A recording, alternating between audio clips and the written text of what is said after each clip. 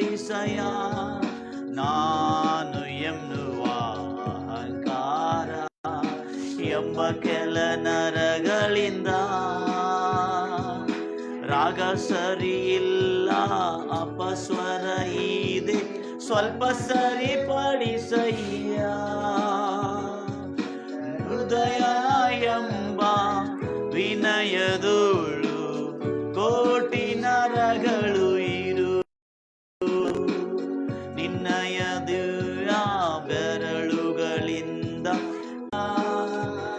ಎನ್ನ ಹೃದಯ ಎಂಬ ವಿನಯದೋಳು ಕೋಟಿ ನರಗಳು ಇರುವು, ನಿನ್ನಯ ದಿವ್ಯ ಬೆರಳುಗಳಿಂದ ಪ್ರೀತಿಯ ಸ್ವರಗಳು ಸೇರಿಸಯ್ಯ.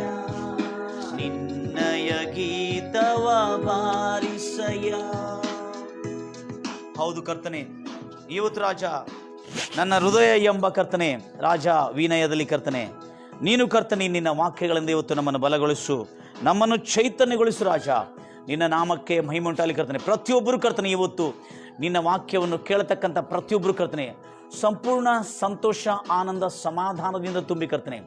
ಯೇಸು ಕ್ರಿಸ್ತನ ವಾಕ್ಯಗಳು ಕರ್ತನೆ, ಯೇಸು ಕ್ರಿಸ್ತನ ಸುವಚನಗಳು ಕರ್ತನೆ, ಆತನ ಬೋಧಿಸಿರತಕ್ಕಂಥ ಕರ್ತನೆ ಆ ನೀತಿ ಕರ್ತನೆ ಜನಾಂಗಗಳಲ್ಲಿ, ಪ್ರಪಂಚದಲ್ಲಿ ಕರ್ತನೆ, ಭೂಲೋಕದ ಎಲ್ಲ ಮನುಷ್ಯರಲ್ಲಿ ಕರ್ತನೆ ಅದು ಸಮಾಧಾನ, ಶಾಂತಿ, ನೆಮ್ಮದಿ, ತೃಪ್ತಿ, ಆರೋಗ್ಯ, ಸಮೃದ್ಧಿ, ಅಭಿವೃದ್ಧಿ, ಆರೋಗ್ಯ ತರತಕ್ಕಂಥ ನಿನ್ನ ಸಂದೇಶ ಮತ್ತು ನಿನ್ನ ಸಿಲುವೆ ಮರಣವಾಗಿದೆ ರಾಜ. ಸೇರಿ ಬಂದಿರುವ ಭಕ್ತರನ್ನು ಆಶೀರ್ವದಿಸು. ವೀಕ್ಷಿಸುತ್ತಿರತಕ್ಕಂಥ ಪ್ರತಿಯೊಂದು ನನ್ನ ಸಹೋದರಿ ಸಹೋದರರನ್ನು ಕರ್ತನೆ ಅಪಾರ ರೀತಿಯಿಂದ ಆಶೀರ್ವದಿಸಿ ಅವರ ಹೃದಯಗಳನ್ನು ಚೈತನ್ಯಗೊಳಿಸು. ಅವರು ಕರ್ತನೆ ಪೂರ್ಣವಾಗಿ ಕರ್ತನೆ ಸಮಾಧಾನ, ಶಾಂತಿಯಿಂದ ತುಂಬಿ ಈ ವಾಕ್ಯ ಮುಗಿದ್ರೊಳಗೆ ಕರ್ತನೆ ಅವರಿಗೆ ಸ್ವಸ್ಥತೆಗಳು ಕರ್ತನೆ ಗುಣಮುಖರಾಗುವಂತೆ ಮತ್ತು ಎಲ್ಲ ಸಮಸ್ಯೆಗಳಿಂದ ಪರಿಹಾರ ಹೊಂದುವಂತೆ ಯೇಸು ಕ್ರಿಸ್ತನ ಪ್ರೀತಿಯ ನೆರಳಲ್ಲಿ ಕರ್ತನೆ ಯೇಸು ನಾಮದಲ್ಲಿ ಪ್ರಾರ್ಥಿಸಿ ಬೇಡಿ ಹೊಂದಿದ್ದೀನಿ ತಂದೆ. ದೇವರ ನಾಮಕ್ಕೆ ಮಹಿಮೆಯುಂಟಾಗಲಿ. ಎಲ್ಲ ಸೇರಿ ಬಂದಿರುವ ಎಲ್ಲ ಭಕ್ತರು ಎಷ್ಟೋ ಆಸಕ್ತಿಯಿಂದ ದೇವರ ಸಮ್ಮುಖದಲ್ಲಿ ಸೇರಿ ಬಂದಿದ್ದೇವೆ. Thank you father. ಗಂಭೀರವಾಗಿ ಹೇಳ್ತಿರಲ್ವಯ್ಯ. ಆದ ಕಾರಣ ಇಲ್ಲಿ ಗಮನಿಸ್ತಕ್ಕಂಥ ಕೆಲ ಕಾರ್ಯಗಳಿದೆ. ನಾನು ಕಳೆದ ವಾರದಿಂದ ತುಂಬ ಸುಂದರವಾಗಿರತಕ್ಕಂಥ ದೇವರು ನಮ್ಮ ಜೊತೆಯಲ್ಲಿ ಮಾತಾಡ್ತಾ ಇದ್ದಾನೆ. ಮಧುರವಾದಂಥ ವಾಕ್ಯಗಳು. ಒಂದು ಮರಣ ತೀರ್ಪು ಹೊಂದಿರತಕ್ಕಂಥ ಒಂದು ಸ್ತ್ರೀ, ನ್ಯಾಯಾಲಯದಲ್ಲಿ ಮರಣ ತೀರ್ಪು ಹೊಂದಿರತಕ್ಕಂಥ ಒಂದು ಸ್ತ್ರೀಗೆ ಯೇಸು ಕ್ರಿಸ್ತನು ವಾದಿಸಿ ಅವಳನ್ನು ಮರಣ ತೀರ್ಪಿನಿಂದ ಕಾಪಾಡಿ ನಿತ್ಯ ಜೀವದ ತೀರ್ಪಿನಲ್ಲಿ ಅವಳನ್ನು ನಡೆಸ್ತಾನೆ ಅನ್ನತಕ್ಕಂಥ ಅದು ಕಳೆದ ವಾಲ್ಯೂಮ್ನಲ್ಲಿ ನಾವು ನೋಡಿರ್ತೀವಿ. ಆದರೆ ಇದು ಸಂಗತಿ ಇದೆ. ಯೇಸು ಕ್ರಿಸ್ತನು ಅಮ್ಮ ನಿನ್ನನ್ನು ಯಾರೂ ಶಿಕ್ಷಿಸಲಿಲ್ಲ ಎಂಬುದಾಗಿ ಕೇಳಿದನು. ಕೇಳಿದ ಮೇಲೆ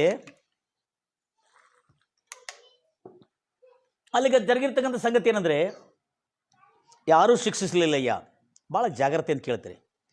ಓಡಿ ಹೋದವರು ಯಾರಲ್ಲಿಂದ? ಆ ಸ್ಟೋರಿಯಲ್ಲಿ ನಾವು ನೋಡ್ತಾ ಇದ್ದೇವೆ.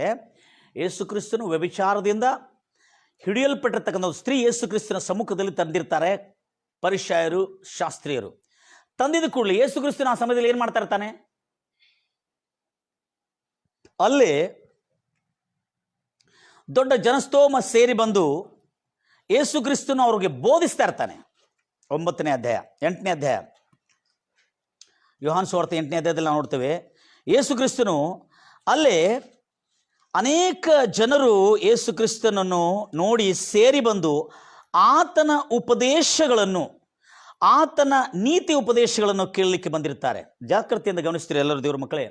ಯಾಕಂದರೆ ಪೂರ್ವದಲ್ಲಿ ಕೂಡ ನ್ಯಾಯ ಪ್ರಮಾಣ ಇತ್ತು ಮತ್ತು ಕೃಪೆನೂ ಇತ್ತು. ಏನಿತ್ತು? ಕೃಪೆ. ಈಗಲೇ ಕೃಪಾಕಾಲ ಇದೆ ಅಂತ ಹೇಳ್ತಾರೆ. Oh my dear brothers and sisters, hallelujah. ಆದಿಯಿಂದಲೂ ನ್ಯಾಯ ಪ್ರಮಾಣನೂ ಇತ್ತು, ಕೃಪೆನೂ ಇತ್ತು.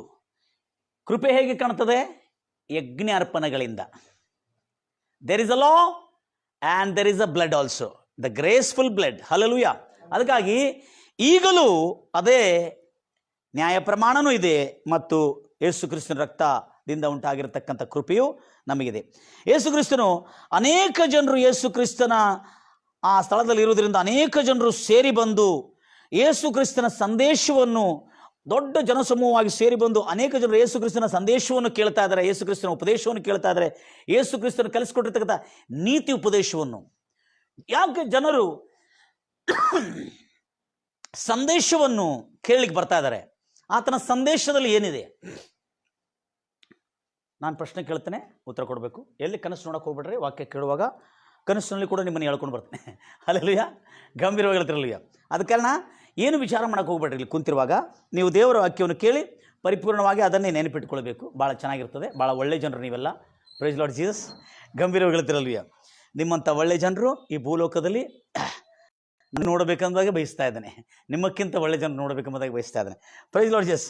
ಆದ ಕಾರಣ ಇಲ್ಲಿ ಯೇಸು ಕ್ರಿಸ್ತನು ಆ ಒಲಿವ ಬೆಟ್ಟದಿಂದ ಪ್ರಾರ್ಥನೆ ಮಾಡಿ ಇಳಿದು ಬಂದಿರುವಾಗ ಅನೇಕ ಜನರು ಸೇರಿ ಯೇಸು ಕ್ರಿಸ್ತನ ಸುತ್ತಕೊಂಡು ಯೇಸು ಕ್ರಿಸ್ತನು ಬೋಧಿಸ್ತಿರ್ತಕ್ಕಂಥ ಬೋಧನೆ, ನೀತಿ ಉಪದೇಶವನ್ನು ಕೇಳುತ್ತಾ ಇರುವಾಗ ಆ ಸಮಯದಲ್ಲಿ ಈ ಒಂದು ಪಾಪದಿಂದ ಹಿಡಿಯಲ್ಪಟ್ಟಿರುವಂಥ ಸ್ತ್ರೀ, ವ್ಯಭಿಚಾರದಿಂದ ಹಿಡಿಯಲ್ಪಟ್ಟಿರುವ ಸ್ತ್ರೀಯನ್ನು ತೆಗೆದುಕೊಂಡು ಬಂದು ಯೇಸು ಕ್ರಿಸ್ತ ಮೇಲೆ ಪ್ರಶ್ನೆ ಮೇಲೆ ಪ್ರಶ್ನೆ ಆಗ್ತಿರುವಾಗ ಅಲ್ಲಿ ಜರುಗಿರ್ತಕ್ಕಂಥ ಒಂದು ಸಂಗತಿ ನಾನು ಹೇಳಿದ್ದೇನೆ.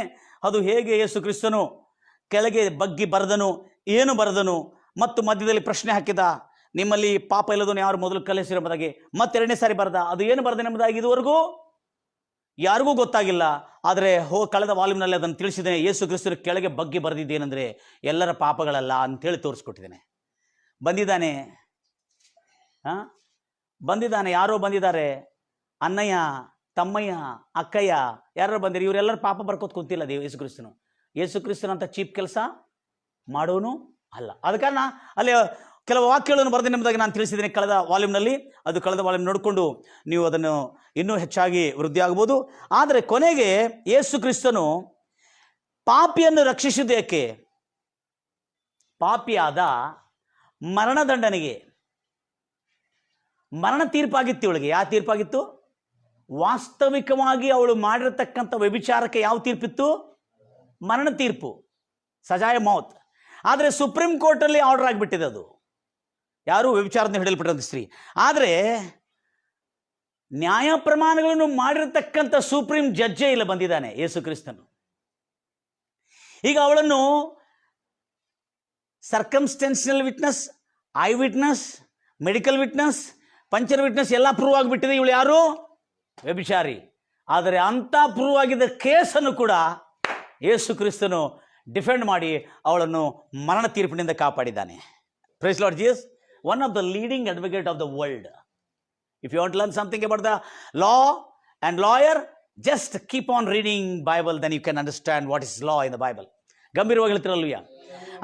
ಅದಕ್ಕೆ ಯೇಸು ಕ್ರಿಸ್ತನು ಒಳ್ಳೆ ಉತ್ತಮವಾದಂಥ ಕಾರ್ಯವನ್ನು ಅಲ್ಲಿ ನಾವು ನೋಡ್ತಾ ಇದ್ದೇವೆ.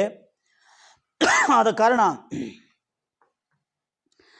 ಕೊನೆಗೆ ಆ ಸ್ತ್ರೀಯನ್ನು ಪಾಪದಿಂದ ಉಳಿಸಿದ ಮೇಲೆ ಅವಳಿಗೇನು ಹೇಳಿದನು? ನಿನ್ನನ್ನು ಯಾರೂ ಶಿಕ್ಷಿಸಲಿಲ್ಲಮ್ಮ ಅಂತ ಕೇಳಿದ. ಆಗ ಇಲ್ಲ ಅಯ್ಯ ಅಂತ ಹೇಳಿದ್ಲು. ನನ್ನ ಒಡೆಯನೇ ಇಲ್ಲ ಅಂತ ಹೇಳಿದ್ಲವಳು. ಆಗ ನಾನು ನಿನಗೇನು ಕೊಡುದಿಲ್ಲ? ಶಿಕ್ಷಿಸುವುದಿಲ್ಲ. ಅಂದರೆ ಯೇಸು ಕ್ರಿಸ್ತು ಬಂದಿದ್ದೆ ಯಾಕೆ? ಪಾಪಿಗಳನ್ನು ರಕ್ಷಿಸಿ ಕಾಪಾಡೋದಕ್ಕಾಗಿ ಬಂದನು ಹೊರತು ನಾಶ ಮಾಡೋದಕ್ಕಾಗಲ್ಲ. Price Lord Jesus. ಒಂದು ಘಟನೆ ನಡೆದಿತ್ತು ನನ್ನ ಜೀವನದಲ್ಲಿ, ಒಂದು ಇಂಟ್ರೆಸ್ಟಿಂಗ್ ಸ್ಟೋರಿ.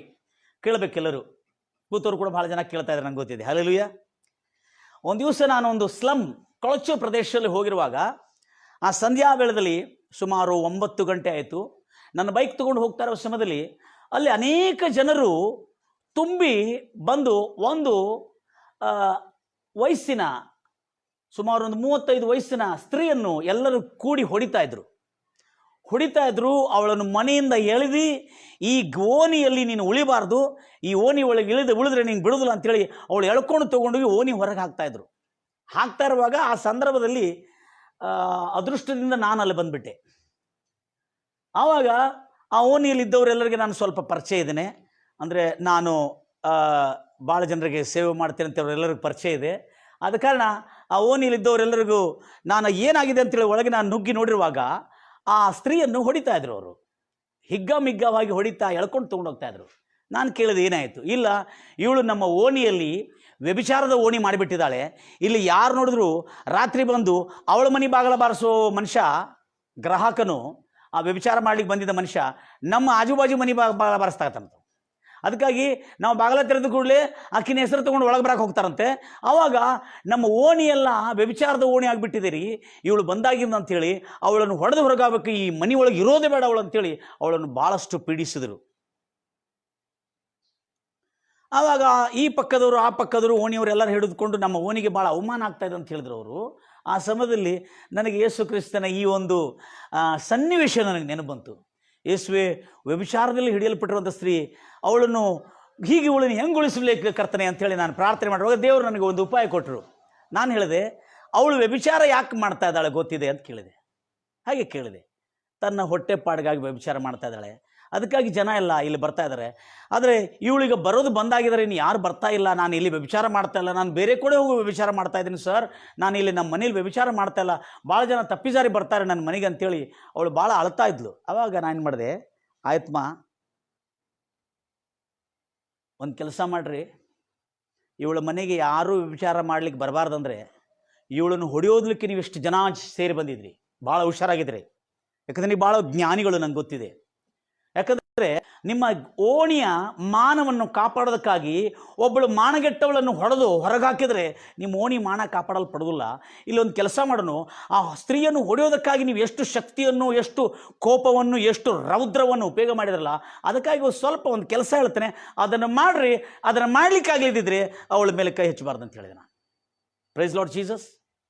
ಆವಾಗ ಏನಂತ ಹೇಳಿದ್ರು, ಪ್ರತಿ ಜನರು, ಈ ಓಣಿ ಜನರೆಲ್ಲರೂ ಕೂಡಿ ಅವಳಿಗೆ ಅಕ್ಕಿ, ಅವಳಿಗೆ ಬೇಕಾಗಿರೋ ರೇಷನ್, ಅವಳಿಗೆ ಬೇಕಾಗಿರೋ ವಾರಕ್ಕೆ ಎಲ್ಲರೂ ಜಮಾ ಮಾಡಿ ಆ ಸ್ತ್ರೀಗೆ ನೀವು ಕೊಡ್ರಿ, ಅವಳು ಇಲ್ಲಿ ವ್ಯಭಿಚಾರ ಮಾಡಿದ್ರೆ ಅವರ ಮನೆ ಖಾಲಿ ಮಾಡಿಸ್ತೇನೆ ಅಂತ ಹೇಳಿದೆ ನಾನು. ಹೌದನಿಲ್ಲ? ಅವಳು ಇಲ್ಲೇ ವ್ಯಭಿಚಾರ ಮಾಡಿದ್ರೆ ಆ ಮನೆ ಖಾಲಿ ಮಾಡಿಸ್ತೇನೆ, ಅವಳಿಗೆ ಹೊಟ್ಟೆಪಾಡಿಗೆ ಏನೇನು ಬೇಕಲ್ಲ ಅದೆಲ್ಲ ನೀವು ಓಣಿ ಜನರಲ್ಲಿ ಇಷ್ಟು ಹೊಡಿಲಿಕ್ಕೆ ಬಂದಿದ್ರಲ್ಲ, ಅದನ್ನೇ ಒಂದು ಒಳ್ಳೆ ಕೆಲಸ ಮಾಡೋಣ, ಅವಳನ್ನು ಉಳಿಸೋಣ, ಅವಳಿಗೆಲ್ಲ ರೇಷನ್ ಕೊಡೋಣ, ಎಲ್ಲರೂ ಒಂದೊಂದು ಮನೆಯಿಂದ ಒಂದೊಂದು KG ಅಕ್ಕಿ ಕೊಡ್ರಿ, ಮತ್ತು ನಿಮ್ಮ ಮನೇಲಿ ಎಷ್ಟಾಗ್ತದೆ ಅಷ್ಟು ದುಡ್ಡು ಹಾಕಿ ಕೊಟ್ಬಿಡ್ರಿ, ಅವಳು ತರಕಾರಿ ಬಂದು ತಿಂದು ಬದುಕಿಬಿಡ್ತಾಳೆ, ನಿಮ್ಮನ್ನು ನೆನೆಸ್ಕೊಳ್ತಾಳೆ, ನಮ್ಮ ಓಣಿ ಜನ ಎಷ್ಟು ಒಳ್ಳೆಯವರು ಅಂತೇಳಿ ಅಂತ ಒಂದು ಕೆಲಸ ಮಾಡಿಬಿಡ್ರಿ ಅಂತ ಹೇಳಿದೆ. ಅವಾಗ ಎಲ್ಲರೂ ಅಂಥದ್ದು ಮಾಡಲಿಕ್ಕಾಗಿದ್ರೆ ಮಾತ್ರ ಅವಳನ್ನು ಕೈ ಹಚ್ಚಬೇಕು. ಒಂದೇ ಮಾತು ಹೇಳಿದ್ರೆ, ಅಂಥದ್ದು ಮಾಡಲಿಕ್ಕೆ ಆಗಲಿಲ್ಲದಿದ್ದರೆ ನೀವು ಅವಳು ಕೈ ಹಚ್ಚಬಾರ್ದು. ಯಾಕಂದರೆ ಮಾಡಿದ ಮೇಲೂ ಅವಳು ಮತ್ತು ಇಂಥ ವ್ಯಭಿಚಾರ ಮಾಡಿ ಅಂಥ ತೊಂದರೆ ಮಾಡಿಬಿಟ್ರೆ ಅವಳನ್ನು ಮನೆಯಿಂದ ಖಾಲಿ ಮಾಡಲಿಕ್ಕೆ ನಾವು ಹೇಗಾದರೂ ವ್ಯವಸ್ಥೆ ಮಾಡೋಣ, ಆದರೆ ಅವಳಿಗೆ ಇವೆಲ್ಲ ಕೊಡಬೇಕು ನೀವು ಅಂತ ಹೇಳಿದೆ ನಾನು. ಆದರೆ ಇನ್ನು ಮುಂದೆ ಅವಳು ಅಂಥ ಪಾಪ ಮಾಡುವುದಿಲ್ಲ ಎಂಬುದಾಗಿ ಅವಳಿಂದ ನಾನು ಮಾತು ತಗೊಂಡೆ. ಅಮ್ಮವರೇ, ಇನ್ನು ಮುಂದೆ ಈ ಮನೆಯಲ್ಲಿ ಈ ಪಾಪ ಮಾಡೋದಿಲ್ಲ, ಇಂಥ ಒಂದು ಕೆಟ್ಟ ಕೆಲಸ ಮಾಡೋದಿಲ್ಲ ಅಂತೇಳಿ ಮಾತು ಕೊಡ್ರಿ. ಅಯ್ಯೋ ಮುಜೆ ಖಾನೆ ಗುದಿಯತ್ತು ಕ್ಯಾಜಿ, ನನಗೆ ಊಟ ಕೊಟ್ರಿ ಏನ್ರಿ, ನಾನು ಯಾವತ್ತಿಂಥ ಕೆಲಸ ಮಾಡೋದಿಲ್ಲ, ನಾನು ಬೇಕಂತ ಮಾಡ್ತಾ ಇಲ್ಲ, ಹೊಟ್ಟೆಪಾಡಿಗೆ ಮಾಡ್ತಾ ಇದೆ ಅಂತೇಳಿ ಹೇಳಿದ್ಲು. ಆ ಸಮಯದಲ್ಲಿ ಎಲ್ಲ ಜನರು ಮೌನವಾಗಿದ್ದರು. ಒಂದೇ ಮಾತು ಹೇಳಿದೆ, ಅವಳಿಗೆ ರೇಷನ್ ಕೊಡ್ರಿ, ತದನಂತರ ಅವಳಿಂಥ ಕೆಟ್ಟ ಕೆಲಸ ಮಾಡಿದ್ರೆ ಅವ್ರನ್ನ ಹೊರಗೆ ಹಾಕ್ಲಿಕ್ಕೆ ಆಗ್ತದೆ, ನಮಗೆ ಎಲ್ಲರೂ ಹಾಕ್ಲಿಕ್ಕೆ ಆಗೋದಿಲ್ಲ. ಆವಾಗ ಎಲ್ಲರೂ ಮೌನವಾಗಿದ್ದರು. ಅವಳು ಪಾಪ ಅಂದಿನಿಂದ ಮತ್ತು ಯಾವತ್ತಿಗೂ ಆ ಮನೆಯಲ್ಲಿ ವ್ಯಭಿಚಾರದ ದುಷ್ಕೃತ್ಯವನ್ನು ಮಾಡಲಿಲ್ಲ. ಆದ ಕಾರಣ ನಿಮಗೊಂದು ಮಾತು ಹೇಳಬೇಕು, ಕೊನೆಯದಾಗಿ ಅವಳೊಂದು ಬೇರೆ ಸಮುದಾಯಕ್ಕೆ ಸಂಬಂಧಪಟ್ಟಿರ್ತಕ್ಕಂಥ ಒಂದು ಸ್ತ್ರೀ ಆಗಿದ್ಲು.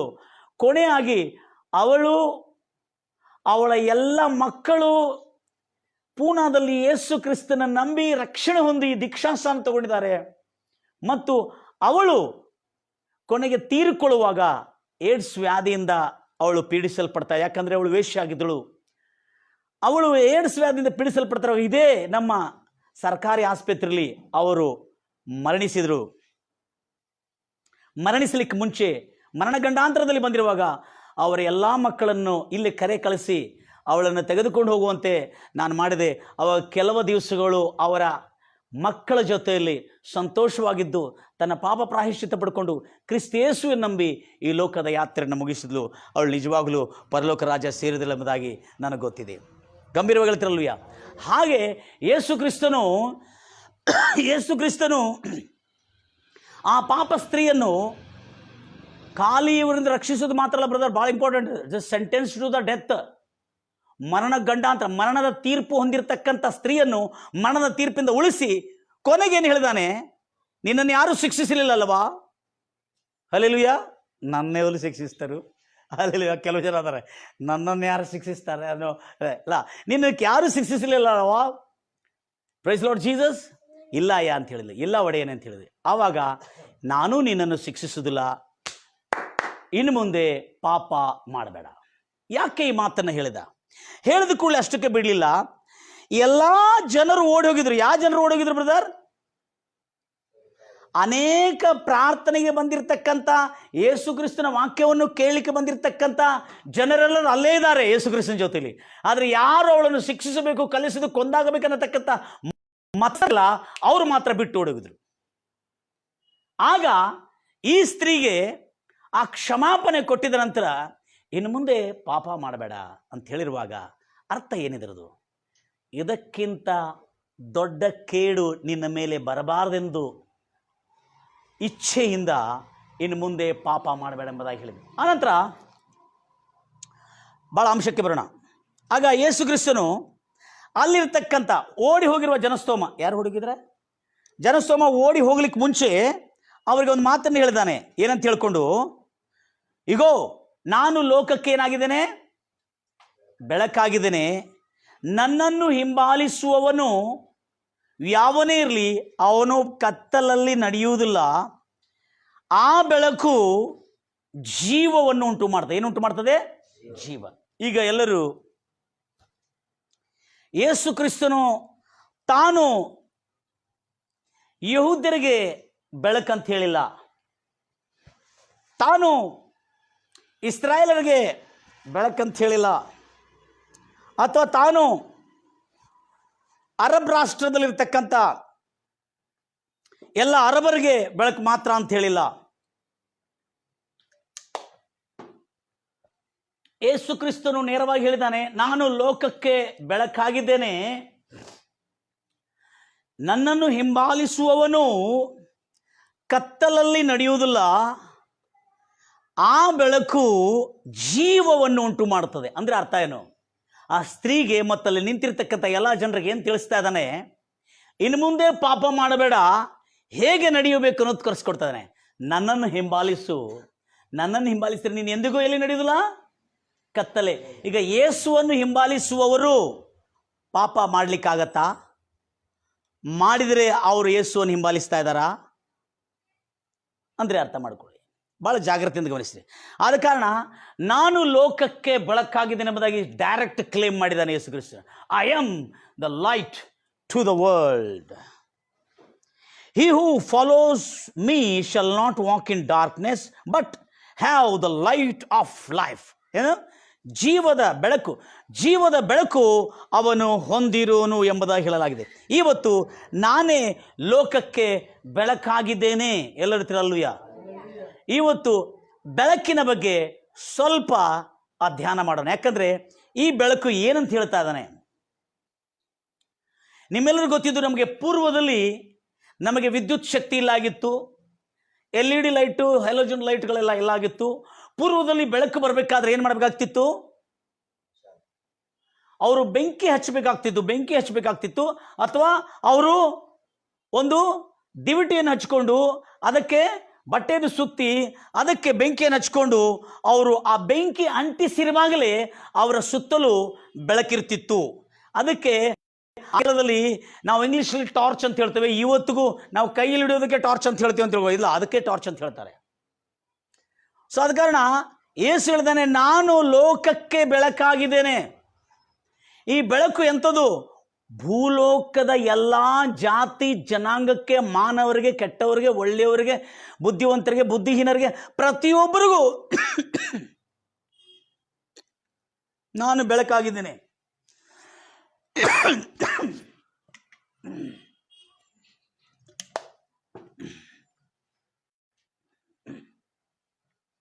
ನಾನು ಬೆಳಕಾಗಿದ್ದೇನೆ ಎಂಬುದಾಗಿ ಹೇಳ್ತಾ ಇದ್ದಾನೆ.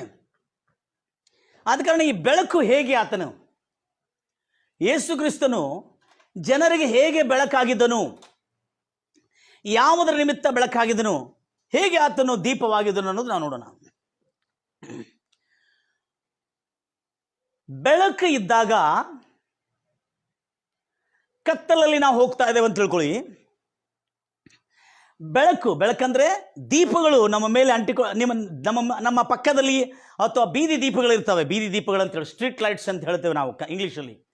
ಬೀದಿ ದೀಪಗಳಿದ್ದಾಗ ಆ ಬೀದಿ ದೀಪಗಳು ಎಲ್ಲಿವರೆಗೂ ಬೆಳಕು ಬೀಳುತ್ತದೆ ಅಲ್ಲಿವರೆಗೂ ನಾವು ನಡೀತಾ ನಡೀತಾ ನಡೀತಾ ನಡೀತಾ ಹೋಗಿದ್ರೆ ಅಲ್ಲೇ ಗುಂಡಿ ಅಥವಾ ತೆಗ್ಗು ಅಥವಾ ಕೆಸರು ಅಥವಾ ಸಗಣಿ ಏನಾದರೆ ಅಲ್ಲಿ ಬಿದ್ದಿದ್ರೆ ನಾವು ಹೋಗ್ತಾ ಇರುವಾಗ ಬೆಳಕು ನಾವು ಹೋಗುವ ಬೀದಿ ಮೇಲೆ ಇರುವುದರಿಂದ ನಮ್ಮ ಕಾಲುಗಳು ಗುಂಡಿಯಲ್ಲಿ ಆಗಲಿ ಅಥವಾ ತೆಗ್ಗಿನಲ್ಲಿ ಆಗಲಿ ಅಥವಾ ಹೊಲಸಿನಲ್ಲಾಗಲಿ ಅಥವಾ ಕೆಸರಿದ್ದ ಸ್ಥಳದಲ್ಲಾಗಲಿ ಎಷ್ಟು ಮಾತ್ರಕ್ಕೂ ನಾವು ಕಾಲಿಡಲಿಕ್ಕೆ ಆಗೋದಿಲ್ಲ.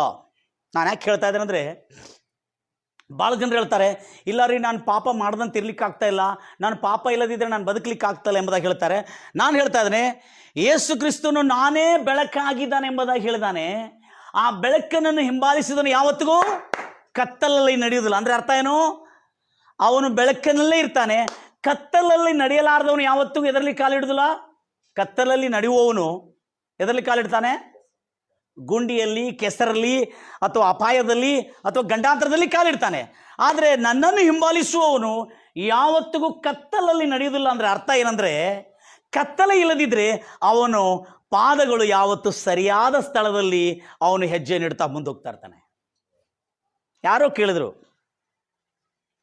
ಇಲ್ರಿ ಪಾಪ ಮಾಡ್ದಂತೆ ಇರ್ಲಿಕ್ಕೆ ಆಗೋದಿಲ್ಲ. ಹೌದು, ಬೆಳಕಿನಲ್ಲಿದ್ದರೆ ನೀವು ಪಾಪ ಮಾಡಲಿಕ್ಕೇನೆ ಆಗೋದಿಲ್ಲ. ಪಾಪ ಮಾಡ್ದಂತೆಲ್ಲ ಪಾಪಮ್ಮ ಶೀನ್ ಶಾತಕ ಆಟೋಮ್ಲಿದಯ್ಯ ಅಂತ ಹೇಳ್ಬೇಕು.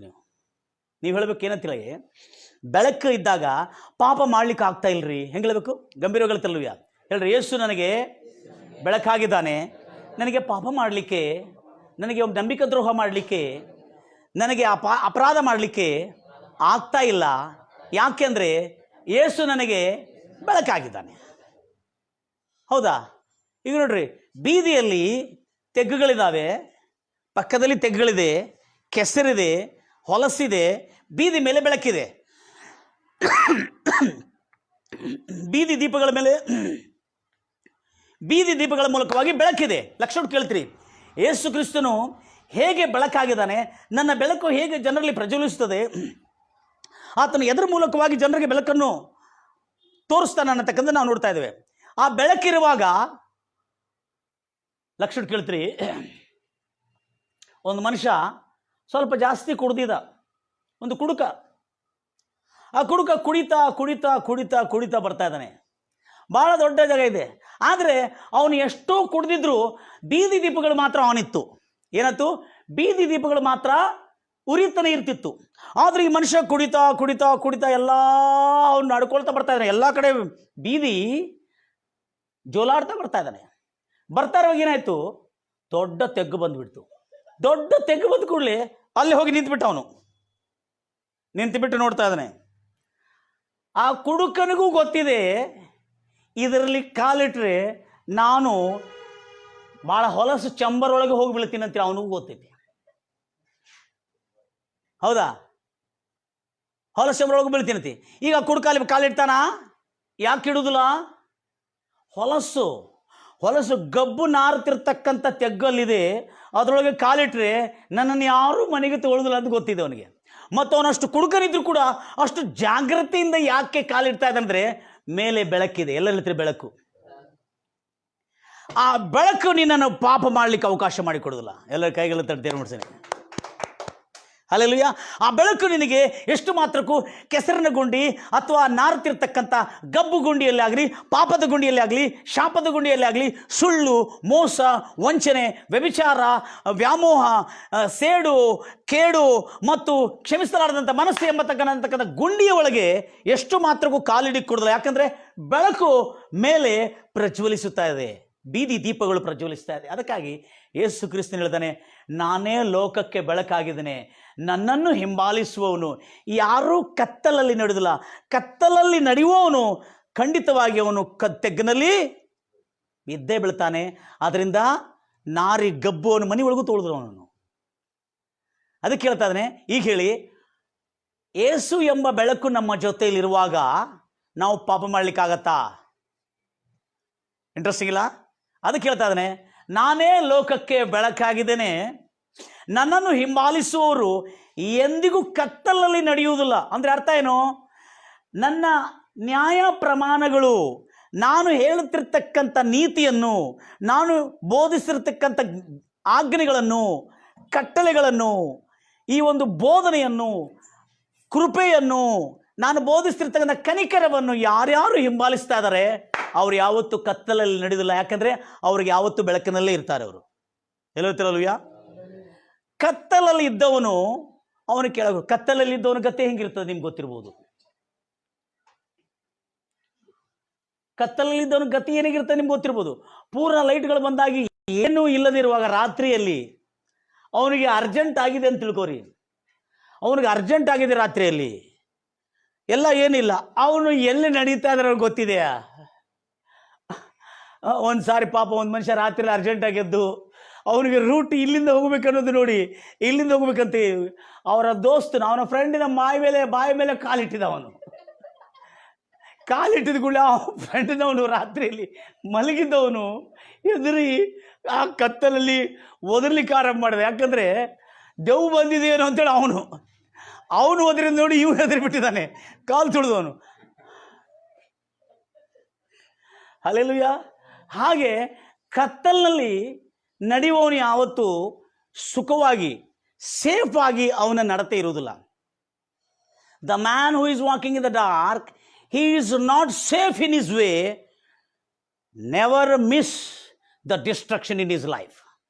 ಯಾವನು ಕತ್ತಲಲ್ಲಿ ನಡೀತಾ ಇದ್ದಾನೆ ಅವನು ಖಂಡಿತವಾಗಿ ಕೇಡು, ನಾಶನವನ್ನು ಮಾತ್ರ ಎದುರಿಸ್ತಾನೆ.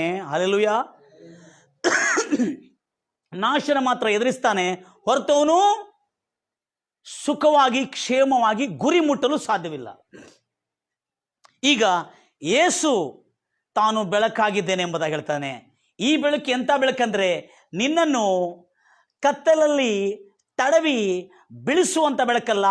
ಕತ್ತಲಿಂದ ನೀನು ವಂಚಿತನಾಗಿ ಎಲ್ಲಿ ಹೋಗ್ತಾ ಇದೆ ಅಂತಕ್ಕಂಥ ಆ ಒಂದು ಮಗ್ನನಾಗಿ ಅಥವಾ ಮಂದಮತಿಯಿಂದ ನಾಶವಾಗುವುದಲ್ಲ, ಆ ಕತ್ತಲಲ್ಲಿ ಅಲ್ಲ, ಆದರೆ ಈ ಬೆಳಕಿನಲ್ಲಿ ನೀನು ಯಾವತ್ತೂ ಸುರಕ್ಷಿತವಾಗಿರ್ತೀವಿ. ಎಲ್ಲರೂ ಇರ್ತಿರಲ್ವ್ಯಾ? ಯೇಸು ಹೇಗೆ ಬೆಳಕಾಗಿದ್ದ? ಎಲ್ಲರೂ ಗಮನಿಸ್ರಿ, ಯೇಸು ಹೇಗೆ ಬೆಳಕಾಗಿದ್ದ ಅನ್ನೋದನ್ನು ನಾವು ನೋಡೋಣ. ಯೇಸು ಕ್ರಿಸ್ತನು ತನ್ನ ನೀತಿ ಉಪದೇಶಗಳನ್ನು ಒಂದು ಪಾಪಿಗೆ ಹೇಳ್ತಾ ಇದ್ದಾನೆ. ನನ್ನನ್ನು ಹಿಂಬಾಲಿಸುವವನು ಕತ್ತಲಲ್ಲಿ ನಡೆಯುವುದಿಲ್ಲ, ಅವನು ಆ ಬೆಳಕಲ್ಲಿರ್ತಾನೆ. ಆ ಬೆಳಕು ಜೀವವನ್ನು ಉಂಟು ಮಾಡ್ತದೆ. ಜೀವ ಅಂದರೆ ಸುಖ. ಯೇಸು, ನಾನು ಮೊನ್ನೆ ಹೇಳಿದ್ದೇನೆ, ನಾನು ಕಳೆದ ವಾಲ್ಯೂಮ್ನಲ್ಲಿ ಹೇಳಿದ್ದೇನೆ, ಜೀವ, ಬೈಬಲ್ನಲ್ಲಿ ಜೀವ, ನಾನೇ ಸತ್ಯ, ನಾನೇ ಮಾರ್ಗ, ನಾನೇ ಜೀವ. ಏದೇನು ತೋಟದಲ್ಲಿ ಜೀವದಾಯಕದ ಮರ ಇದೆ, ಅದನ್ನು ತಿಂದರೆ ಏನಾಗ್ತದೆ? ಯೇಸು ಹೇಳಿರುವ ಜೀವ ಅಂದರೆ ಏನು? ಜೀವ ಅಂತ ಹೇಳಿದ್ರೆ ನಿತ್ಯ ಜೀವ ಅಂದರೆ ಪರಲೋಕಕ್ಕೆ ಅಥವಾ ಪರದೇಶಕ್ಕೆ ಹೋಗಿ ಸೇರೋದು ನಿತ್ಯ ಜೀವ ಅಂತ ನಾವು ತಿಳ್ಕೊಳ್ಳೋದು. ಇಲ್ಲ, ಅದು ಮಾತ್ರ ಖಂಡಿತವಾಗಿ ಸೇರ್ತೇವೆ. ಆದರೆ ಜೀವ ಅನ್ನೋ ಪದಕ್ಕೆ ಅರ್ಥ ಏನನ್ನೋದು ನಾನು ಕಳೆದ ವಾಲ್ಯೂಮ್ನಲ್ಲಿ ಹೇಳಿದ್ದೇನೆ. ಜೀವ ಅಂದರೆ ಸುಖ, ಕ್ಷೇಮ. ಜ್ಞಾನೋಕ್ತಿ 3ನೇ ಅಧ್ಯಾಯ 13ನೇ ವಚನದಲ್ಲಿ ನಾನು ತೋರಿಸಿದ್ದೇನೆ.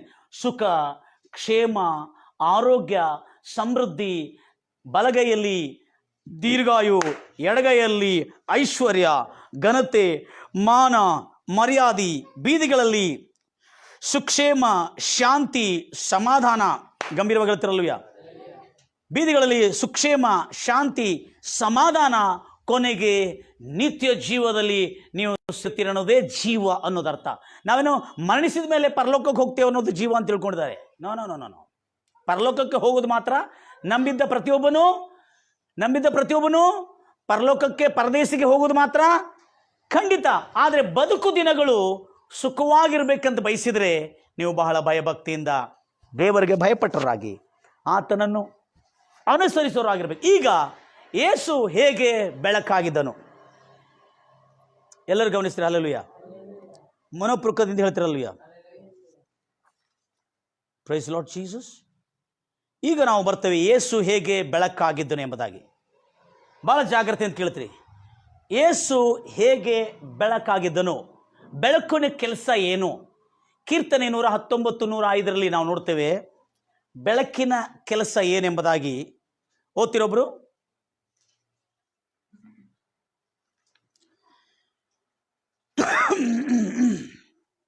ನೂರ 19, 105 ಎಷ್ಟೈತೆ ನೋಡುವ. 105. ಅರ್ಥ ಆಯ್ತಾ? ವಾಕ್ಯ ಎಂಬುದಾಗಿ ಹೇಳಿರುವಾಗ ನೆನ್ಬಿಡಿ, ನಿನ್ನ ವಾಕ್ಯವು, ದೇವರೇ ಒಡೆಯನೇ, ನಿನ್ನ ವಾಕ್ಯವು ನಮ್ಮ ದಾರಿಗೆ ದೀಪವು, ನನ್ನ ದಾರಿಗೆ ದೀಪವು, ನನ್ನ ಬೀದಿಗೆ ಬೆಳಕಾಗಿದೆ. ಎಲ್ಲರಿತ್ರಲ್ಲೂಯ ನಿನ್ನ ಎಲ್ಲವ ವಾಕ್ಯ. ಯೇಸು ಕ್ರಿಸ್ತನು ತಾನು ಉಪದೇಶಿಸಿರುವ ವಾಕ್ಯವೇ ನಮಗೆ ಬೆಳಕಾಗಿದೆ. ಹಲೋ ಬ್ರದರ್, ಗಂಭೀರವಾಗಿ ಹೇಳ್ತಿರಲ್ವಯ್ಯ? ಈಗ ನಿನ್ನ ವಾಕ್ಯವೇ ನಮಗೆ ಬೆಳಕು ಮತ್ತು ದೀಪವಾಗಿದೆ. ಲೈಟ್ ಆ್ಯಂಡ್ ಲ್ಯಾಂಪ್, ದೀಪ. Hello brother, thank you very much. Hello, ಗಂಭೀರವಾಗಿ ಹೇಳ್ತಿರಲ್ವಯ್ಯ? ದೀಪ ಅಂದರೆ ಏನು? ಬೆಳಕು ಅಂದರೆ ಏನು? ಯೇಸು ಕ್ರಿಸ್ತು ಹೇಗೆ ಬೆಳಕಾಗಿದ್ದನು? ಎಲ್ಲ ಜನ ಯೇಸು ಕ್ರಿಸ್ತು ಲೋಕಾನಿಗೆ ಬೆಳಕಾಗಿದ್ದಾನೆ, ನಾವು ಕತ್ತಲಿರೋ ಬೆಳಕಾಗಿದ್ದಾನೆ. ಅರೆ, ಬೆಳಕಂದ್ರೆ ಏನು ಹೇಳಪ್ಪ? What is the meaning of ಬೆಳಕು? ಬೆಳಕಂದ್ರೆ ಈ ಲೈಟಾ? ಹೇಗೆ ಬೆಳಕಾಗಿದ್ದಾನೆ ಅನ್ನೋದೇ ನಾವು ನೋಡಬೇಕಾಗಿದ್ರೆ ಬಹಳ ಜಾಗ್ರತೆಯಿಂದ.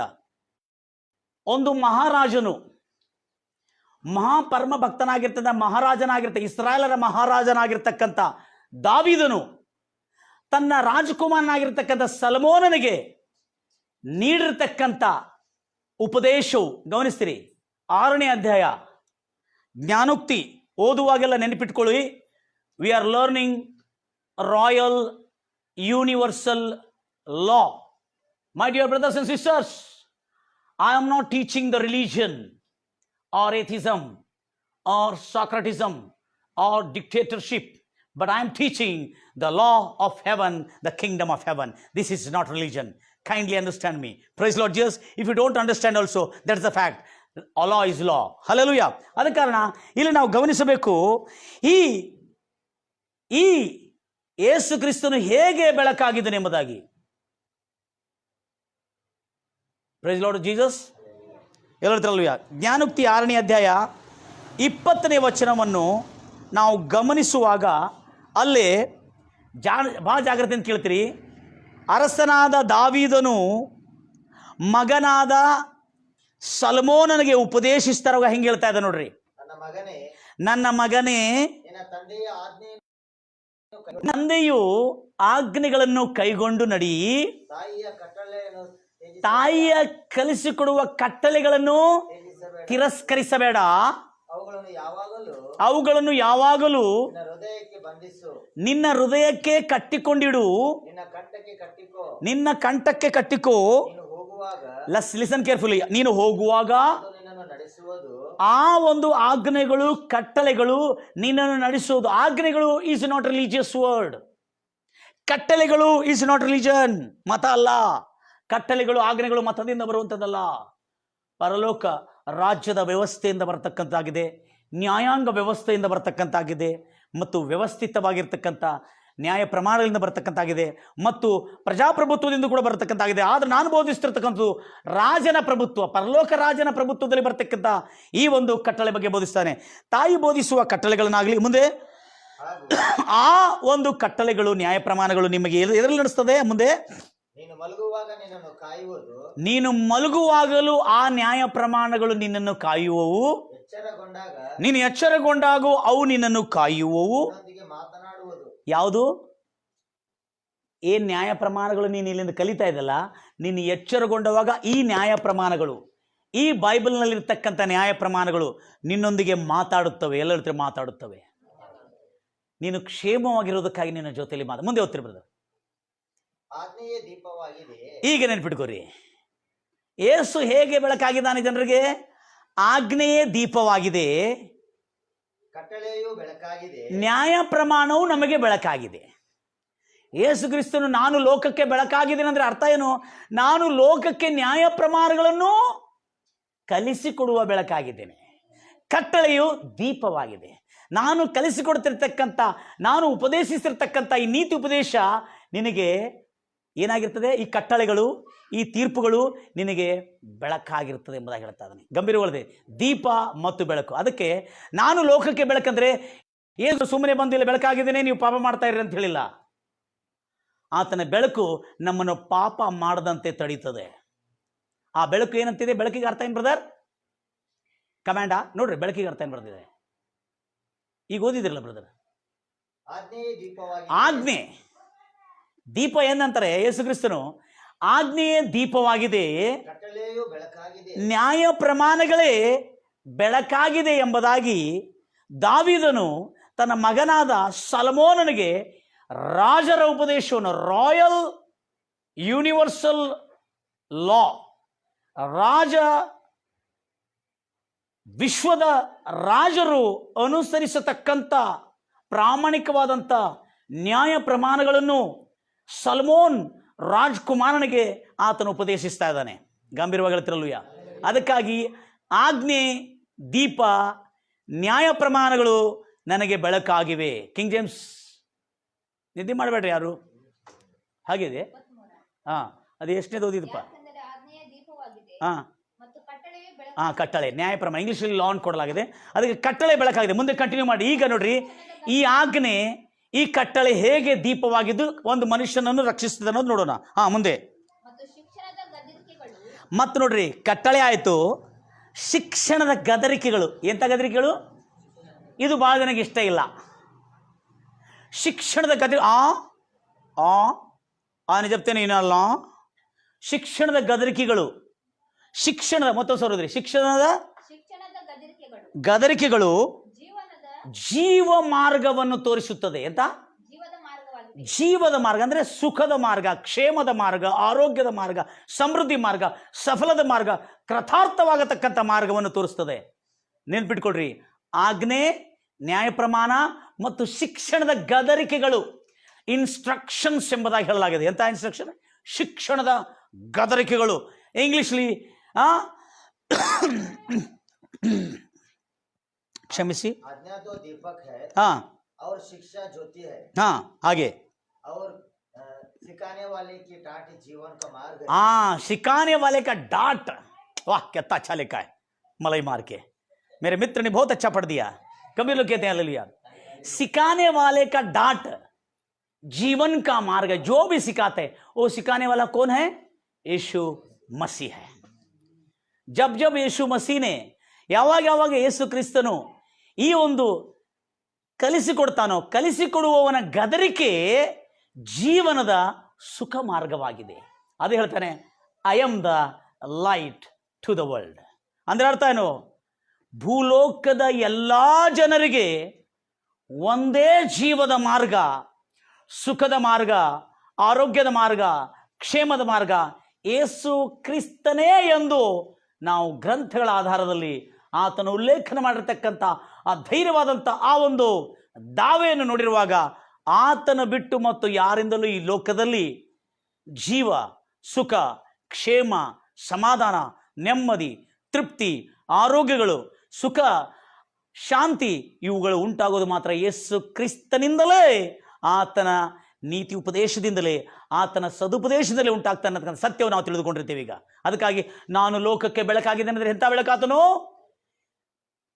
ದೇವರ ನ್ಯಾಯ, ಪರಲೋಕ ರಾಜ್ಯದ ನ್ಯಾಯ ಪ್ರಮಾಣಗಳನ್ನು, the law of Kingdom of haven, ಪರಲೋಕ ರಾಜ್ಯದ ನ್ಯಾಯ ಪ್ರಮಾಣಗಳನ್ನು ಕಲಿಸಿಕೊಟ್ಟು ಆ ಆಜ್ಞೆಯೇ ದೀಪ, ನ್ಯಾಯ ಪ್ರಮಾಣಗಳೇ ಬೆಳಕು ಆಗಿ ಆತ ನಮಗೆ ಬೋಧಿಸಿರುವುದರಿಂದ ನಾವು ಎಂದಿಗೂ ಕತ್ತಲಲ್ಲಿ ನಡೆದಿಲ್ಲ. ಆತನ ಗದರಿಕೆ ನಮಗೇನಾಗಿದೆ? ಯಾರು ನಮಗೆ ಕಲಿಸಿಕೊಡ್ತಾರೋ ಆ ಕಲಿಸಿಕೊಡುವವರ ಗದರಿಕೆ, जो सिखाने वाले का डांट है ना, उस डांट हमारे को जीवन का सुख, शांति और समृद्धि पाने के लिए एक बहुत बड़ा मार्ग है. ಎಲ್ಲರ್ತಿರಲ್ವಿಯ? ಇವತ್ತಿಂದ ನಾನು ಹೇಳ್ತಿರ್ತಕ್ಕಂಥ ಬೈಬಲ್ ಎಂಬ ನ್ಯಾಯ ಪ್ರಮಾಣದಿಂದ ನೀವು ಕಲಿತಾ ಇದ್ರಿ, ಜೀವಮಾನ ಕಾಲವೆಲ್ಲ ಸುಖವಾಗಿರ್ಬೇಕಂತ ಬಯಸ್ತೀರಾ? ಈಗ ಹೇಗೆ ಆತನ ಆಜ್ಞೆಯನ್ನು ಕೊಟ್ಟಿದ್ದ ನೋಡ್ರಿ. ಮುಂದೆ ಓದ್ತೀರಿ ಬ್ರದರ್. ಈ ದೀಪ, ಈ ಬೆಳಕು ಎದರಿಂದ ತಪ್ಪಿಸ್ತದೆ? ವ್ಯಭಿಚಾರಿ, ಒಂದು ವೇಷಿಯಿಂದ, ಒಂದು ಕೆಟ್ಟ ಹೆಂಗಸಿನಿಂದ, ಪರಸ್ತ್ರೀಯ ನಾಲಿಗೆಯ ಮುಖಸ್ತುತಿಯಿಂದಲೂ ಅವು ನಿನ್ನನ್ನು ಕಾಪಾಡ್ಯಾವು. ನಾನು ಕಲಿಸಿಕೊಡುವ ನ್ಯಾಯ ಪ್ರಮಾಣ, ಆಜ್ಞೆಗಳು ಒಂದು ಕೆಟ್ಟ ಸ್ತ್ರೀಯಿಂದ ನಿನ್ನನ್ನು ಕಾಪಾಡುತ್ತದೆ. ಇದೇ ಬೆಳಕು. ಒಂದು ಪಾಪ ಸ್ತ್ರೀಯಿಂದ ನಿನ್ನನ್ನು ಕಾಪಾಡ್ತದೆ, ಒಂದು ವೇಷಿಯಿಂದ ನಿನ್ನನ್ನು ಕಾಪಾಡ್ತದೆ. ಅವರ ಮುಖಸ್ತುತಿಯಿಂದ ತು ನೈ ತು ಮೈ ಜಿಂದಾನೇ ರೇ ಸಕ್ತಿ. ತೇರೆ ಬಿನಾ ಮೈ ಜೀ ನಹೀ ಸಕ್ತಿ ಅಂತೇಳಿ ಒಂದು ಸ್ತ್ರೀ, ಕೆಟ್ಟ ಸ್ತ್ರೀ ನಿಮಗೆ ಈ ರೀತಿಯಲ್ಲಿ ಮಾಯಾಮೋಹದಲ್ಲಿ ಸಿಗಿಸುವಾಗ ಆ ಬೆಳಕು, ದೇವರು ಹೇಳಿರತಕ್ಕಂಥ ಆ ತೀರ್ಪಿನ ಬೆಳಕು, ಆಜ್ಞೆಗಳು ಮತ್ತು ನ್ಯಾಯ ಪ್ರಮಾಣಗಳು. Praise Lord. ಈಗ ಮುಂದಿಸೋದು. ತಾಕಿ तुझके बुरी स्त्री से बचाए, तुझके बुरी स्त्री से बचाए और पराई स्त्री की चिकनी चुकड़ी बातों से बच के रहिए. बहुत अच्छा लिखा है, हमारे भाई को बहुत अच्छा लगा, क्योंकि वो सुना लगता है ऐसे बातें. हालेलुया. गंभीर हो गया. Praise Lord Jesus. चिकनी चुकड़ी बातें, चिकनी चुकड़ी, बुरी स्त्री से बहुत चौकन्ने रहिए. चिकनी चुकड़ी बातें से आपको माया में फंसा लेगी. ಮುಂದೆ ಈಗ ಓದಿ ಪಕ್ಕನೆ. ಕನ್ನಡದಲ್ಲಿ ಓದ್ರಿ. ಯಾಕೆಂದ್ರೆ ನಿನ್ನ ಹೃದಯದಲ್ಲಿ ಅವಳ ಸೌಂದರ್ಯ, ನೋಡ್ರಿ ಎಷ್ಟು ಚೆನ್ನಾಗಿದೆ ಟೀಚಿಂಗ್. ಅಲ್ಲಿ ಮೇಲಿಂದ ಓದ್ರಿ ಸಿಸ್ಟರ್. ಕೆಟ್ಟ ಹೆಂಗಸಿನಿಂದ ಯೇಸು ಕ್ರಿಸ್ತನು ಕಲಿಸಿಕೊಡ್ತಕ್ಕಂಥ ನ್ಯಾಯ ತೀರ್ಪುಗಳು, ನ್ಯಾಯ ಪ್ರಮಾಣಗಳು ಮತ್ತು ಈ ಒಂದು ಆಜ್ಞೆಗಳು ಎದರಿಂದ ಕಾಪಾಡ್ತದಂದ್ರೆ ಕೆಟ್ಟ ಹೆಂಗಸಿನಿಂದಲೂ, ಪರಸ್ತ್ರೀಯ ನಾಲಿಗೆ ಮುಖಸ್ತುತಿಯಿಂದಲೂ ಅವು ಯಾವ ಆಜ್ಞೆ ಮತ್ತು ನ್ಯಾಯ ಪ್ರಮಾಣಗಳು ನಿನ್ನನ್ನು ಕಾಪಾಡುವವು. ನಿನ್ನ ಹೃದಯದಲ್ಲಿ ಅವಳ ಸೌಂದರ್ಯವನ್ನು ನೋಡಿ ಮೋಹಿಸಬೇಡ, ಇದಲ್ಲದೆ ಅವಳ ಕಣ್ಣು ರೆಪ್ಪೆಗಳಿಂದ ನಿನ್ನನ್ನು ವಶ ಮಾಡಿಕೊಳ್ಳದೆ ಇರಲಿ. ಯಾಕೆಂದ್ರೆ ಒಬ್ಬ ವೇಶ್ಯೆಯ ಮೂಲಕ ಮನುಷ್ಯನು ರೊಟ್ಟಿಯ ತುಂಡಿಗೆ ಗತಿ ಇಲ್ಲದಾಗುವನು. ಒಂದು ವೇಷಿ ಮನುಷ್ಯನನ್ನು ಒಂದು ರೊಟ್ಟಿಯ ತುಂಡಿಗೆ ಈಡಾಗುವನು. ವೇಷಿ ಅಂದ್ರೆ ಯಾರು? ವೇಷಿ ಮನುಷ್ಯನಂದ್ರೆ ಎಲ್ಲರೂ ಬಂದರು. ಯಾರ್ಯಾರು ಆ ವೇಷಿ ಸಾಂಗತ್ಯವನ್ನು ಮಾಡಿಕೊಂಡಿದ್ದನು ರೊಟ್ಟಿ ತುಂಡಿಗೂ ಈಡವನು, ಅವನು ದರಿದ್ರನಾಗುವನು, ಅವನು ಪಾಪರಾಗುವನು, ಅವನು ಗತಿ ಇಲ್ಲದವನಾಗುವನು, ಎಲ್ಲರಿಂದ ಕೈ ಬಿಡಲ್ಪಡುವನು. ನೋಡಿ ಎಷ್ಟು ಚೆನ್ನಾಗಿದೆ, ಬೆಳಕಿದೆ. ಅದಕ್ಕಾಗಿ ದೇವರು ಯೇಸು ಕ್ರಿಸ್ತನ ಈ ಲೋಕಕ್ಕೆ ಬಂದಿದ್ದು ಪರಲೋಕ ರಾಜ್ಯದ ನೀತಿಯನ್ನು ಕಲಿಸಿಕೊಟ್ಟು ಈ ಭೂಲೋಕದಲ್ಲಿ ನೀನು ಸುಖವಾಗಿ ಬದುಕಬೇಕಾ, ಈ ಕೆಟ್ಟ ಸ್ತ್ರೀಯರಿಂದ, ಕೆಟ್ಟ ಪುರುಷರಿಂದ ಜಾಗರೂಕರಾಗಿರ್ರಿ. ಕೆಟ್ಟ ಸ್ತ್ರೀಯರಿಂದ, ಕೆಟ್ಟ ಪುರುಷರಿಂದ ಎಚ್ಚರಿಕೆಯಿಂದಿರಿ. ಮುಂದೆ ಈ ವೇಷಿ, ಬೈಬಲ್ ಹೇಳ್ತಾ ಇದೆ, ವೇಷಿ ಅಮೂಲ್ಯವಾದ ಜೀವಗಳನ್ನು ಬೇಟೆಯಾಡ್ತಾಳೆ. ನೀನು ಕಂಗಾಲಾಗಿದೆಯಾ, ನೀನು ಬಿಟ್ಬಿಡ್ತಾರೆ. ಮತ್ತು ಯಾರು ಅಮೂಲ್ಯವಾಗಿದ್ದಾರೆ? ಅಮೂಲ್ಯ ಅಂದರೆ ಶ್ರೀಮಂತರು, ಕಾರು, ಬೈಕು, ಗೋಲ್ಡ್ ಡಿಗ್ಗರ್ ಅಂತ ಹೇಳ್ತಾರೆ ಇವರಿಗೆ. ಈ ಹೊಸದಾಗಿ ಹೆಸರು ಕೊಟ್ಟಿದ್ದಾರೆ, gold digging women's and gold digging girls ಅಂತೇಳಿ. ಭಾಳ ಇಂಟ್ರೆಸ್ಟಿಂಗ್ ಇತ್ತು. ನೋಡ್ತಾ ಇದ್ದಾರೆ, ಭಾಳ ಆಶ್ಚರ್ಯವಾದ ಸಂಗತಿಗಳನ್ನು ಗಮನಿಸ್ತಾ ಇದ್ದಾರೆ. ಅವರು ಹಣ ಇದ್ದವರು ಎಲ್ಲ ಖಾಲಿ ಆದಮೇಲೆ ಅವನ ತಲೆ ಹಾಕ್ತಾರೆ. ಮತ್ತು ಹಣ ಇದ್ದವ್ರನ್ನು, ಅಮೂಲ್ಯವಾದ ಶ್ರೀಮಂತರನ್ನು, ಧನವಂತರನ್ನು, ಘನವಂತರನ್ನು, ರಾಜಕೀಯ ಪ್ರಭಾವಿತ ವ್ಯಕ್ತಿಗಳನ್ನು ಬೇಟೆಯಾಡ್ತಾರೆ ಈ ವೇಶ್ಯರು. ಹಲ್ಲೆಲೂಯಾ. ಅವರಿಂದ ಜಾಗರೂಕರಾಗ್ರಿ. ಮುಂದೆ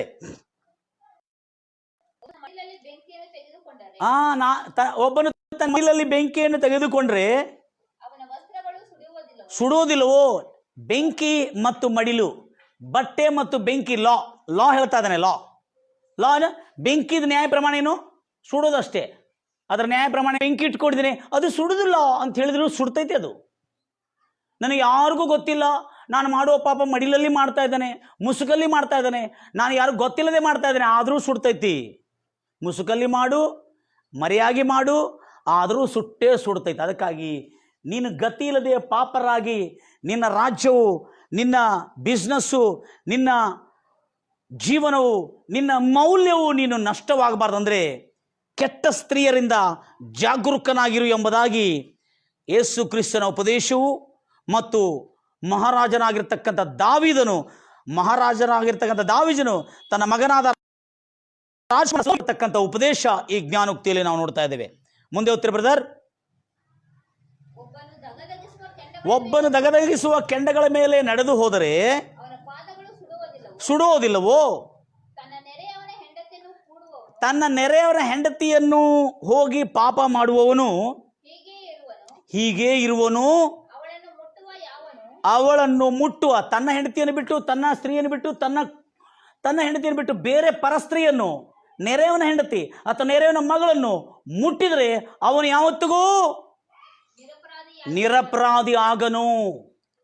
ಅವನು ಯಾವತ್ತೂ ಸುಖವಾಗಿರ್ಲಿಕ್ಕಾಗುವುದಿಲ್ಲ, ಅವನು ಕ್ಷೇಮವಾಗಿರ್ಲಿಕ್ಕಾಗುವುದಿಲ್ಲ, ಅವನ ಮನಃಶಾಂತಿ ಹಾಳಾಗ್ತದೆ, ಅವನು ಸಮಾಜದಲ್ಲಿ ಹೆಸರುಗೆಡಿಸ್ಕೊಂಡೇನಾಗ್ತಾನೆ ಮತ್ತು ತಿರುಗಿ ಯಾವತ್ತೂ ಚೇತರಿಸ್ಕೊಳ್ಳಿಕ್ಕಾಗುವುದಿಲ್ಲ. ಅದಕ್ಕಾಗಿ ಯೇಸು ಕ್ರಿಸ್ತನು ಈ ನೀತಿ ಉಪದೇಶವು ಭೂಲೋಕದ ಎಲ್ಲ ಜನರಿಗೂ ಬೋಧಿಸಲಿಕ್ಕೆ ಬಂದಿದ್ದಾನೆ. ಹಲ್ಲೆಲೂಯಾ. ಅಷ್ಟೇ ಅಲ್ಲದೆ ನ್ಯಾಯ ಪ್ರಮಾಣಗಳು ಇದೆ, ಕರುಣಾಮಯನಾದ ಯೇಸು ಕ್ರಿಸ್ತನ ರಕ್ತ ಪ್ರೋಕ್ಷಣೆಯೂ ಇದೆ, ನ್ಯಾಯ ಪ್ರಮಾಣನೂ ಇದೆ, ಯಜ್ಞ ಅರ್ಪಣೆಯೂ ಇದೆ.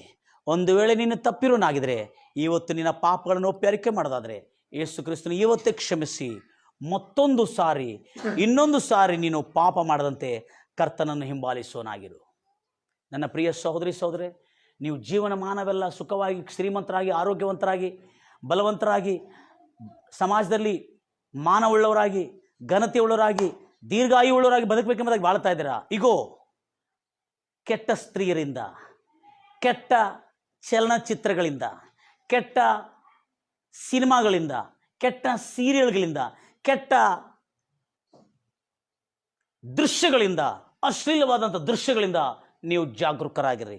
ಅದು ನಿಮ್ಮ ತಲೆಯಲ್ಲಿ ಪಾಪವನ್ನೇ ಮೂಡಿಸಿ ನಿಮ್ಮನ್ನು ಕೊನೆಗೆ ಈ ಲೋಕದಲ್ಲಿ ಗತಿ ಇಲ್ಲದ ವ್ಯಕ್ತಿಯಾಗಿ ದರಿದ್ರನಾಗಿ ಮಾಡ್ತಕ್ಕಂಥದ್ದು ಮಾಡ್ತದೆ. ಆದರೆ ಇವತ್ತು ಶುಭವಾರ್ತೆ ಏನಂದರೆ, ನೀವು ಅಂಥ ದರಿದ್ರದಲ್ಲಿ ಸಿಕ್ಕಿಕೊಳ್ಳಬಾರದೆಂಬುದಾಗಿ, ಅಂಥ ಶಾಪದಲ್ಲಿ, ಅಂಥ ರೋಗದಲ್ಲಿ, ಅಂಥ ಮಾನಗೆಟ್ಟ ಕಾರ್ಯಗಳಲ್ಲಿ ಸಿಕ್ಕಿಕೊಳ್ಳಬಾರದೆಂಬುದಾಗಿ ಯೇಸು ಕ್ರಿಸ್ತನು ನಮಗೆ ಈ ನೀತಿ ಉಪದೇಶವನ್ನು ಕೊಡ್ತಾ ಇದ್ದಾನೆ. ಕೇಳಿದ್ದವರೆಲ್ಲರೂ ಇವತ್ತಿಂದ ಒಂದು ವೇಳೆ ನಮ್ಮಲ್ಲಿ ಯಾವುದಾದ್ರೂ ದ್ವೇಷ, ಅಸೂಯೆ, ಕಹಿ, ಕ್ಷಮಿಸಲಾರದಂಥ ಮನಸ್ಸು ಅಥವಾ ಯಾರ ಮೇಲಾದರೆ ಸೇಡಿರೋದಾದರೆ ಇವುಗಳು ಕೂಡ ಪಾಪವಾಗಿದೆ.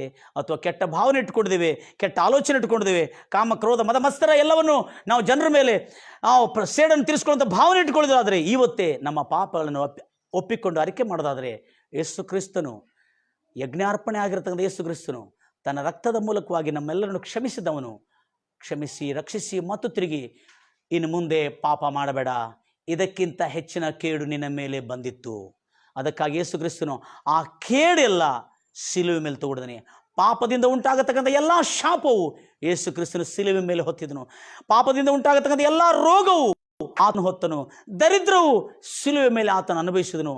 ಆತನನ್ನು ನಂಬಿ ನಿನ್ನ ಪಾಪಗಳನ್ನು ಬಿಟ್ಟು ಯೇಸಯ್ಯ ನೀನೇ ನನ್ನ ಒಡೆಯನೆಂಬುದಾಗಿ ಇವತ್ತು ನೀನು ಸ್ವೀಕರಿಸುವುದಾದರೆ ಯೇಸು ನಿನ್ನನ್ನು ಕಾಪಾಡ್ತಾನೆ. ಹೌದು ರಾಜ, ನಾವೆಲ್ಲರೂ ಪ್ರಾರ್ಥಿಸೋಣ. ನಮ್ಮ ಸಹೋದರಿ ಸಹೋದರೇ, ನನ್ನ ಪ್ರಿಯ ಎಲ್ಲ ಮಿತ್ರರೇ, ಯೇಸು ಕ್ರಿಸ್ತನನ್ನು ಯೇಸುವೇ ನನ್ನ ಒಡೆಯನು, ರಕ್ಷಕನು, ಆತನೇ ನನ್ನ ಉಪದೇಶಕನು, ನನಗೆ ಬೆಳಕಾಗಿದ್ದಾನೆ ಅನ್ನತಕ್ಕಂಥ ನಂಬಿಕೆ ಉಂಟಾಗಿರ್ತಕ್ಕಂಥ ಪ್ರತಿಯೊಬ್ಬರು ಕರ್ತನೆ ಇವತ್ತು ಬೆಳಕುಂಟಾಗಲಿ ರಾಜ.